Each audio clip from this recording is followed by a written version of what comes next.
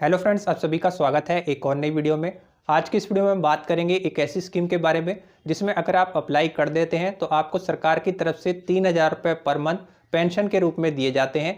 इस स्कीम का नाम है प्रधानमंत्री श्रम योगी मानधन योजना, जिसमें 18 से 40 साल की एज का व्यक्ति अप्लाई कर सकता है। आज की इस वीडियो में मैं आपको बताऊंगा कि प्रधानमंत्री श्रम योगी मानधन योजना क्या है, इसमें आपको अप्लाई कैसे करना है, एलिजिबिलिटी क्राइटेरिया क्या क्या है, किस तरीके से आपको 3,000 रुपये पर मंथ पेंशन के रूप में यहाँ पे दिए जाएंगे। सभी चीज़ें इस स्कीम के बारे में इस वीडियो में मैं कवर करने वाला हूँ। तो ये वीडियो काफ़ी ज़्यादा इन्फॉर्मेटिव होने वाली है, इसलिए बिल्कुल लास्ट तक वॉच करते रहिएगा। बट वीडियो में आगे बढ़ने से पहले चैनल को सब्सक्राइब करें और नोटिफिकेशन बेल आइकॉन को ऑल पे दबाकर जरूर सेट कर लें, ताकि आने वाली सभी वीडियो के नोटिफिकेशन सबसे पहले आप तक पहुँच पाएँ। तो चलिए शुरू करते हैं। प्रधानमंत्री श्रम योगी मानधन योजना के तहत अप्लाई करने के लिए आपको अपने ब्राउज़र को ओपन करना है। सर्च बॉक्स में आपको टाइप करना है ई श्रम कार्ड। जैसे आप सर्च करेंगे तो फर्स्ट नंबर पे आपको ये लिंक मिल जाएगा e-shram.gov.in। इस पर आपको क्लिक कर देना है।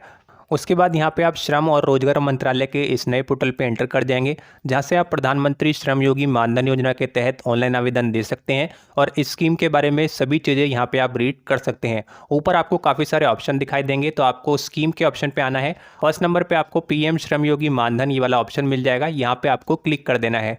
जैसे आप क्लिक करेंगे तो उसके बाद में आप नेक्स्ट पेज पे आ जाएंगे, जहाँ पे आप प्रधानमंत्री श्रम योगी मानधन योजना के बारे में सभी इन्फॉर्मेशन रीड कर सकते हैं।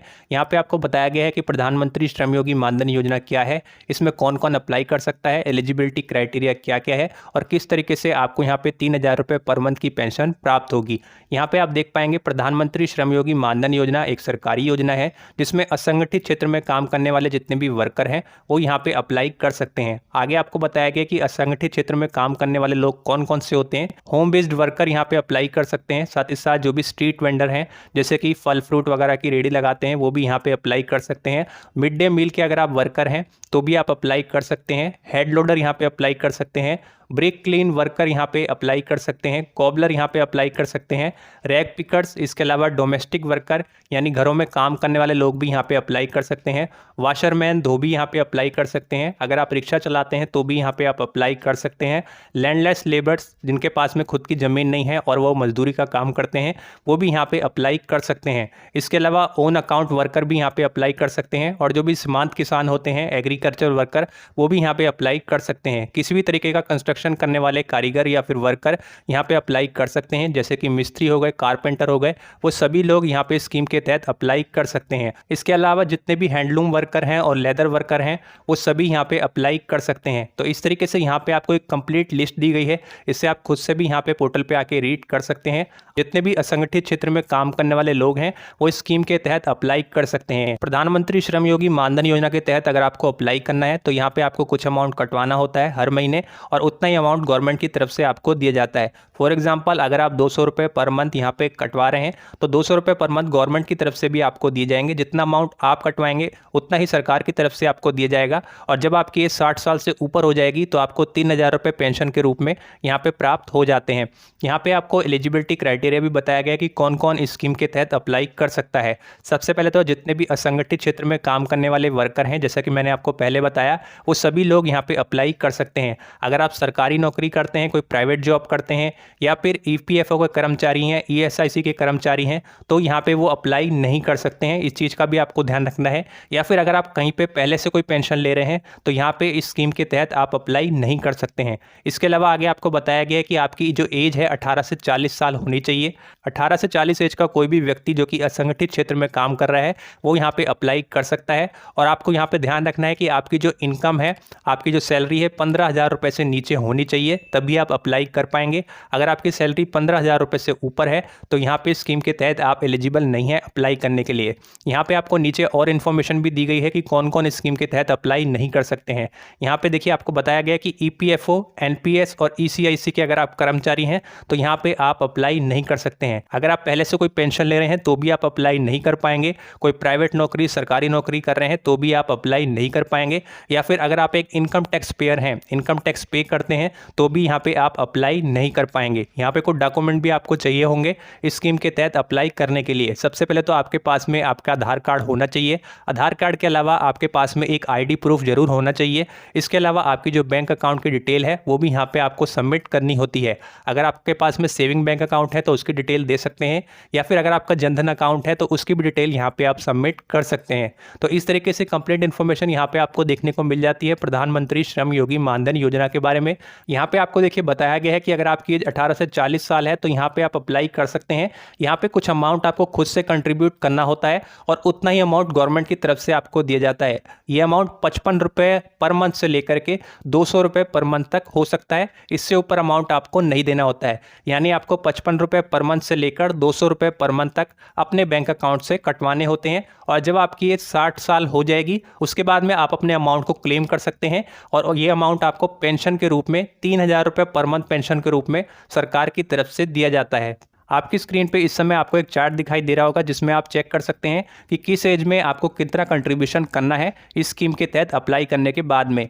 आपकी एज अगर 18 से 40 साल है तो यहाँ पे आप अप्लाई कर सकते हैं। फॉर एग्जांपल अगर आपकी एज 18 साल है, 18 साल की एज में आप इस स्कीम के तहत अप्लाई करते हैं तो आपको 60 साल की एज होने तक यहाँ पे 55 रुपये पर मंथ का अमाउंट खुद से कंट्रीब्यूट करना होगा और 55 रुपये ही गवर्नमेंट की तरफ से पर मंथ के रूप में यहाँ पे कंट्रीब्यूट किए जाएंगे।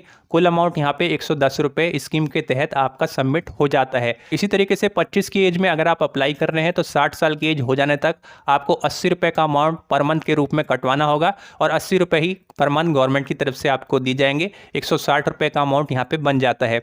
यहाँ पे आपको आपकी एज के हिसाब से सभी चीज़ें दी गई हैं, तो इस चार्ट को आप खुद से भी यहाँ पे चेक कर सकते हैं। जिस भी एज में आप अप्लाई करेंगे उस एज में आपको कितना कंट्रीब्यूशन करना है पर मंथ और उतना ही अमाउंट आपको गवर्नमेंट की तरफ से भी दिया जाता है। ये अमाउंट ज़्यादा नहीं है, जैसा कि मैंने आपको पहले बताया 55 रुपये पर मंथ से लेकर यहाँ पे 200 रुपये पर मंथ तक ही आपको यहाँ पे कटवाने होते हैं।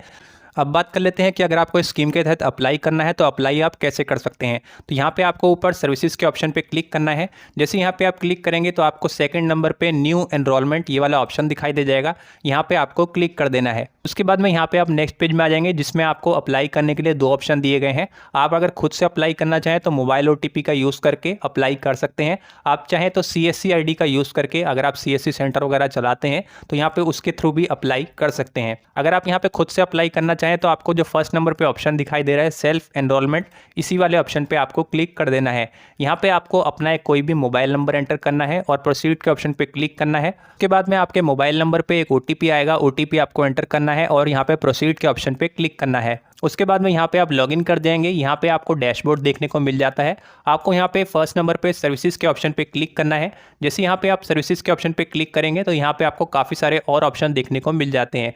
अब यहाँ पे एक न्यू एनरोलमेंट करने के लिए आपको फर्स्ट नंबर पे एनरोलमेंट का बटन दिखाई दे जाएगा, इस पर आपको क्लिक कर देना है। क्लिक करने के बाद में यहाँ पे आपके सामने 3 ऑप्शन आ जाएंगे। तो आपको फर्स्ट नंबर पे प्रधानमंत्री श्रम योगी मानधन योजना, इस वाले ऑप्शन को सिलेक्ट करना है। अब आपसे यहाँ पे पूछा जा रहा है कि क्या आप ई श्रम के पोर्टल पे रजिस्टर्ड हैं, यानी आपका ई श्रम कार्ड बना हुआ है या फिर नहीं। अगर बना हुआ है तो यहाँ पे आपको येस करना है, नहीं बना है तो यहाँ पे आपको नो करना है। अगर यहाँ पे आप नो के ऑप्शन पे क्लिक करेंगे तो ये आपको वापस से रिडायरेक्ट कर देगा ई श्रम कार्ड के पोर्टल पे, जहाँ से आपको अपना ई श्रम कार्ड बनाना होगा, क्योंकि यहाँ पे आपको ई श्रम कार्ड नंबर भी देना होता है। तो अगर आपका ई श्रम कार्ड पहले से बना हुआ है तो यहाँ पे आपको येस के ऑप्शन पे क्लिक करना है। जैसे यहाँ पे आप येस करेंगे, अब देखिए यहाँ पे आपको अपना ई श्रम कार्ड नंबर देना होता है जो कि मैंडेटरी है। तो जितने भी ई श्रम कार्ड धारक हैं वही यहाँ पे अप्लाई कर सकते हैं, इस चीज़ का भी आपको ध्यान रखना है। जिनका ई श्रम कार्ड नहीं बना हुआ है वो यहाँ पे अप्लाई नहीं कर पाएंगे। सबसे पहले तो यहाँ पे आपको एनरोलमेंट की डिटेल देनी है, उसके बाद में बाकी के स्टेप आपको फॉलो करने होंगे।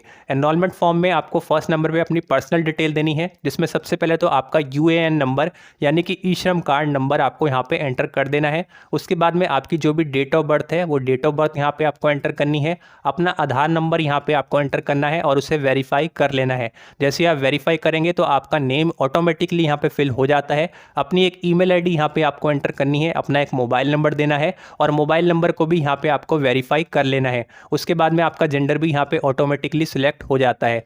उसके बाद में यहाँ पे आपको नीचे आना है जिसमें आपको अपने एड्रेस की डिटेल देनी है। सबसे पहले अपनी स्टेट को चूज़ करना है, डिस्ट्रिक्ट को चूज़ करना है, आपके एरिया का जो भी पिन कोड होगा पिन कोड आपको एंटर करना है। उसके बाद में यहाँ पे आपको पूछा जा रहा है do you belong to north east region, क्या आप नॉर्थ ईस्ट रीजन से बिलोंग करते हैं। तो यहाँ पे आपको ड्रॉप डाउन मेनू को ओपन करना है और बताना है येस या फिर नो, तो यहाँ पे आप चूज़ कर लेंगे। इसी तरीके से यहाँ पे आपको अपनी कैटेगरी को भी चूज़ कर लेना है। ऑक्यूपेशन आपको सिलेक्ट करना है, आप क्या काम करते हैं। यहाँ पे देखिए आपको सभी कामों की लिस्ट दी गई है। यहाँ पे जो भी काम आप करते हो उसमें से एक ऑप्शन आपको सिलेक्ट कर लेना है। उसके बाद में यहाँ पे आप लास्ट में आएंगे जिसमें आपसे पूछा जा रहा है कि क्या आप बेनिफिशियरी हैं एनपीएस के, यानी नेशनल पेंशन सिस्टम के, आपको पहले से कोई पेंशन मिल रही है। ईएसआईसी के अगर आप कर्मचारी हैं या फिर ईपीएफओ के आप मेंबर हैं तो यहाँ पे आपको बताना है या फिर नहीं। तो यहाँ पे आपको येस और नो का ऑप्शन दिया गया है। इसी तरीके से आपको बताना है कि क्या आप इनकम टैक्स पेयर हैं, इनकम टैक्स पे करते हैं या फिर नहीं। ये सभी डिटेल फिल करने के बाद में आपको नीचे यहाँ पे दिए गए चेक बॉक्स पे टिक लगाना है और यहाँ पे सबमिट कर देना है। जैसे यहाँ पे आप सबमिट करते हैं उसके बाद में यहाँ पे आप सेकंड स्टेप में एंटर कर जाएंगे जिसमें आपको अपनी बैंक अकाउंट की भी डिटेल देनी है, साथ ही साथ नॉमिनी की भी डिटेल आपको देनी होगी। और नॉमिनी आप अपनी फैमिली में से किसी को भी बना सकते हैं। उसके बाद में आप थर्ड स्टेप में आ जाएंगे जिसमें आपको डाउनलोड मैंडेट फॉर्म का ऑप्शन मिल जाएगा। वहाँ पे आपको एक मैंडेट फॉर्म देखने को मिलेगा, उसे आपको डाउनलोड कर लेना है, उसका प्रिंट आउट निकलवा लेना है। और प्रिंट आउट निकालने के बाद में अगर कोई डिटेल वहाँ पे आपसे मांगी जा रही है तो वो आपको फिल करके उस फॉर्म के ऊपर आपको अपने सिग्नेचर करने हैं। और उसके बाद में आपको फोर्थ स्टेप में यहाँ पे आ करके उसी फॉर्म को अपलोड कर देना है। जो फॉर्म यहाँ पे आप डाउनलोड करेंगे उसी को यहाँ पे फिल करके साइन करके आपको अपलोड करना होगा। जैसे ही आप अपलोड कर देंगे तो आपका फोर्थ स्टेप भी कंप्लीट हो जाएगा। आप यहाँ पे पेमेंट के ऑप्शन पे आ जाएंगे। जैसे कि मैंने आपको बताया किस एज में आपको कितना कंट्रीब्यूशन करना है, वो अमाउंट यहाँ पे आपको पे करना होगा। पेमेंट का ऑप्शन आपको दिया गया है। फिफ्थ स्टेप को भी जैसे आप कंप्लीट कर लेते हैं तो लास्ट में आपको डाउनलोड कार्ड का ऑप्शन मिल जाएगा। वहाँ पे आपको एक कार्ड देखने को मिल जाएगा जो कि प्रधानमंत्री श्रम योगी मानधन योजना का एक कार्ड होगा, उसको आप डाउनलोड कर सकते हैं। अगर उसका प्रिंट निकालना चाहें तो नियर बाय साइबर कैफे में जा करके उसका प्रिंट आउट भी निकाल सकते हैं। तो इस तरीके से इस स्कीम के तहत खुद से आप आवेदन दे सकते हैं। अगर आपको अप्लाई करने में किसी भी तरीके की यहाँ पे दिक्कत होती है तो ऐसे में बेटर रहेगा कि आप अपने नज़दीकी सीएससी सेंटर में जा करके वहाँ से अप्लाई करें, क्योंकि उनको सभी चीज़ें अच्छे से मालूम होती है क्या क्या डॉक्यूमेंट्स वगैरह चाहिए। वहाँ पर आप जा करके सबमिट कर सकते हैं और वहाँ पे आपको खुद से कुछ भी करने की ज़रूरत नहीं पड़ेगी। कंप्लीट आपका फॉर्म सीएससी सेंटर वाले ही आपको फिल करके दे देंगे। तो इस वीडियो में आपने देखा कि किस तरीके से आप प्रधानमंत्री श्रम योगी मानधन योजना के तहत बेनिफिट ले सकते हैं, एलिजिबिलिटी क्राइटेरिया क्या क्या है और कैसे आपको आवेदन करना है। खुद से अप्लाई करने में अगर आपको कोई भी दिक्कत होती है तो आप अपने नज़दीकी जन सेवा केंद्र में सीएससी सेंटर में जा करके वहाँ पर भी आवेदन दे सकते हैं। अपने आधार कार्ड की कॉपी, एक अन्य ID प्रूफ आपको साथ में लेकर के जाना है। साथ ही साथ आपको अपने बैंक अकाउंट की जितनी भी डिटेल है वो साथ में लेकर के जानी है और वहाँ पर आपको बताना है कि आपको PM श्रम योगी मानधन योजना के तहत अप्लाई करना है। तो सीएससी सेंटर के माध्यम से ही वहाँ पे आपका आवेदन कर दिया जाएगा। उम्मीद है आज की वीडियो आप सभी को पसंद आई होगी। वीडियो पसंद आई हो तो वीडियो को लाइक कीजिएगा, अपने फ्रेंड्स और फैमिली के साथ में भी शेयर कीजिए। वीडियो से रिलेटेड कोई भी सवाल है तो कमेंट बॉक्स में ज़रूर लिखिए। तो चलिए आज की इस वीडियो में इतना ही। मैं आपसे मिलूंगा एक और नई वीडियो में। तब तक के लिए जय हिंद, जय भारत।